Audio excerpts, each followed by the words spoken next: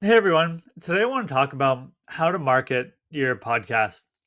And whether you're listening to the podcast or whether you're watching on YouTube, I think this is going to be very beneficial for you because at the end of the day, you don't want to start a podcast and have no one listening to your podcast because it takes a ton of time, it takes a ton of effort, and if no one is listening to it, you're just not going to see results. It's going to be a lot easier to give up. So, the first thing that you want to do with your podcast is you want to identify who is your target audience. For our podcast, REI Marketing Secrets, we know that it's LPs and it's going to be your GPs. So the folks that are passively investing in real estate and the folks that are putting together the real estate deals. And then I'm going to tailor my content around that. So, as an example, this podcast, How to Market Your Podcast, we know that a lot of the listeners are GPs who also have their own podcast. So, this episode might be more geared towards them. You want to make sure that you are creating compelling cover art. And what cover art is basically your profile picture on your podcast. You can picture if you're going to listen to any podcast that's out there, it's that little picture there on the podcast. You can see ours, REI Marketing Secrets. It's going to be a headshot of myself, maybe our company logo on it. You just want to make sure that that looks nice and professional. You can go on a site like Fiverr and hire someone to do it. You can use Upwork on there as well, someone to do it. And then you want to create a catchy title for each episode that you do. And to find titles for my episodes and to find content that I want to talk about, or for the guest background, what am I going to put the title?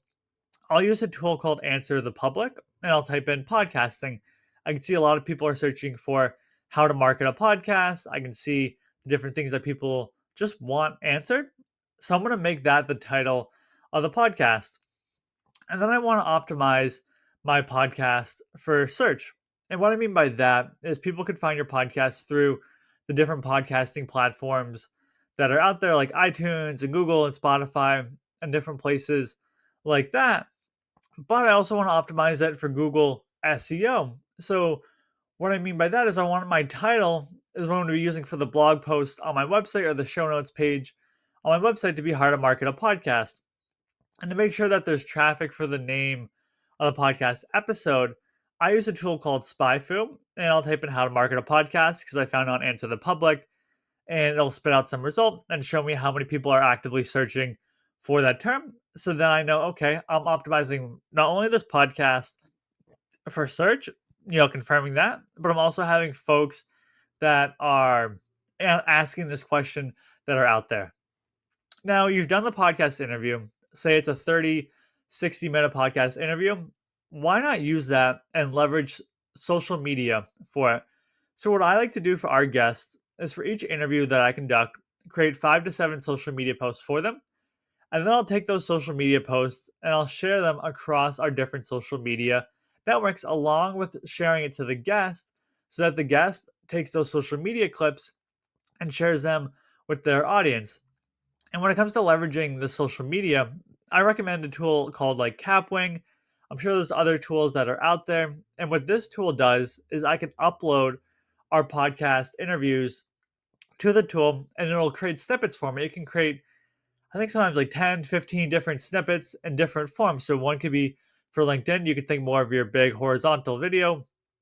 And then you have like your TikTok, you have your YouTube shorts, you have your Instagram reels that are going to be more your skinny vertical post. And you can actually take like a 1 minute clip, you can optimize it for LinkedIn, and then you can take it and then you can optimize it for your shorts, your 1 minute videos. So I definitely recommend leveraging social media. You can utilize email marketing. So you want to make sure that when the episode goes live, you're sending out an email to your email list, whether you're sending out a weekly email, monthly email, include the links to the episodes. Just another way where people are like, oh, this person has another podcast out. I should go check it out. With that said, you should also email the guest once the episode has gone live. That's probably my biggest pet peeve is when I've gone on and done a podcast interview and I haven't heard anything from the podcast guest or from the podcast host, knowing that it's gone live.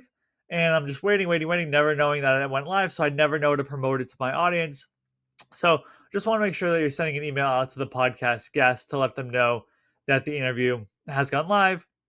You want to utilize guest appearances I mean, that's our specialty here at Podcasting You. But I find that I'm going on a podcast and that host has a pre-built audience. Maybe they built it up over 6 months, a year, longer, and I get to benefit from their pre-built audience where I get to go on and talk about the benefits of podcast guesting, benefits of starting your own podcast, and then I get to plug my own podcast. Hey, you want more of this podcasting content? Come check out my podcast. So super important to utilize guest appearances as part of your strategy.